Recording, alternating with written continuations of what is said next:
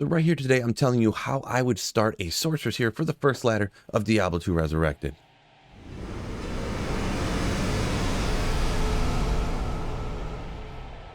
So first off, I'm going to smack away all the things that are the common between every single character. First off, don't be that guy who plays your ladder by yourself. Make sure you meet up with other people. You'll level up so much faster and it'll be so much more fun if you actually play online with other people. Second off, your full party is probably going to want to go do the Den of Evil right off the bat. You'll get up your first few levels there and you also get a free skill point. Next on, you hit the tower. You can definitely go down and do the tower, or you can skip it. It's up to you, but it is a good way to find runes in order to make some of the rune words that every single character makes and to get some more levels because there's a lot of champion packs down there. Now with those runes, there's certain rune words early on that everybody makes, like stealth, like leaf for any fire characters. You can even a little bit later on make things like Ort Soul for your lore helm, or Ancient's Pledge, or Rhyme Shield a little bit later on also. You also want to make sure you have at least 25 strength when you come into Act 2, that way you can buy a belt and you can hold more potions in that belt in order to increase your safety and have more mana potions. It's just a really good idea. Now once you get done with Act 1, you're probably going to be like 12 to 15. That'll be perfectly alright because once you get to Act 2, you go ahead and play through that.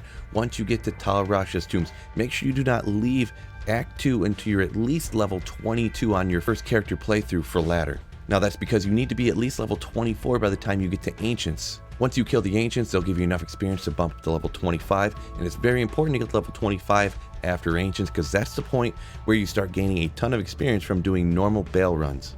Now if you get to Ancients and you're not high enough level, you and your party go back and do tomb runs until everyone gets up to the minimum of that level 24. There are some other ways that people will recommend, but that is the best way in my opinion. That's a combination of easy and fast. On your initial playthrough, skip almost every other quest except for that initial Den of Evil quest and the ones that are mandatory in order to complete the game.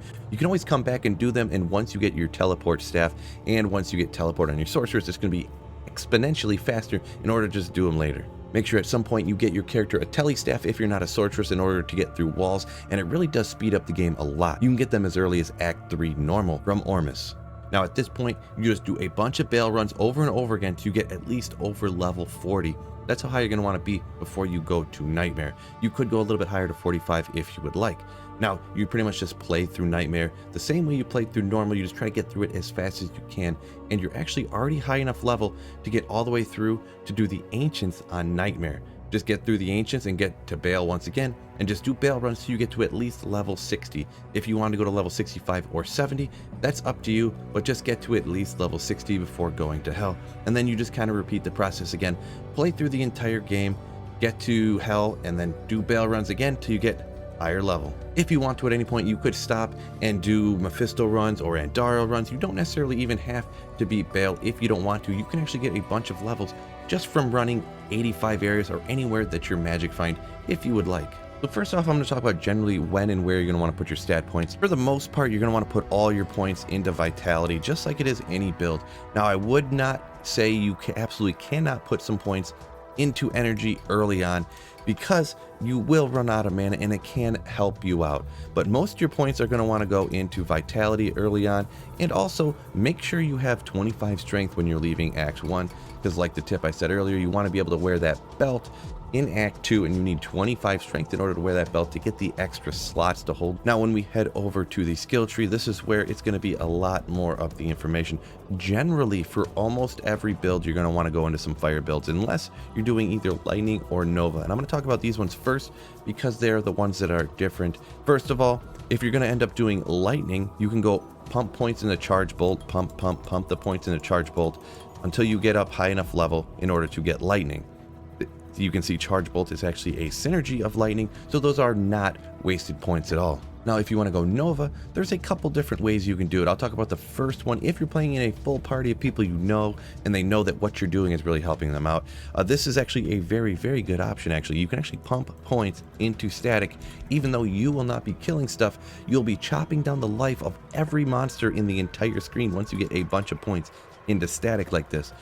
It will help out your party a ton, but like I said, it can be a little bit interesting. You have to know that you're helping out your party and you're not actually going to be doing a lot of the killing until you get level 12 down here, and you can get into Nova and you can start pumping points into Nova. You see Nova has static as a synergy, so that is one way, and that's kind of the way that I would generally, now that the synergy of static is on Nova. That's kind of the way I would do it if you're playing in a full party and you don't mind mainly being a support character until you get to level 12. Now there is another way you can start out if you're going to go lightning or Nova, or if you're going to go anything in the cold tree or anything in the fire tree, and that is to go into these fire skills. First start off with Fire Bolt, pumping points into that in order to get more damage. Obviously that's the first skill you get. And until you get down to level 12 here at Fireball, then start pumping points into that one. And Fireball will absolutely be wrecking in the Talrash's tombs in order to be leveling up. It is a really, really powerful skill. And if you're going into any of the fire skills, if you do it this way, you do not have to respec at all. Because if you go Meteor, Firebolt, Fireball are synergies to it, so those skills points are not wasted at all. Or if you're coming down to Hydra eventually, Firebolt and Fireball are also synergies to this, so they are once again not wasted at all. Now it is important to note, as soon as you really can, you're probably going to want to go ahead and get 1 point into Warmth incredibly early on. Maybe not your very first point, but as soon as you kind of feel comfortable with the amount of damage you're doing and you feel like you can put a point over into Warmth, you're going to want to do that. It is an amazing 1-point wonder type of skill, getting extra mana recovery rate. Now there are other skills that you just want to get at least 1 point in no matter what type of build you're doing, and that's going to be Telekinesis here. And obviously once you eventually get down to Teleport, you got to have Teleport.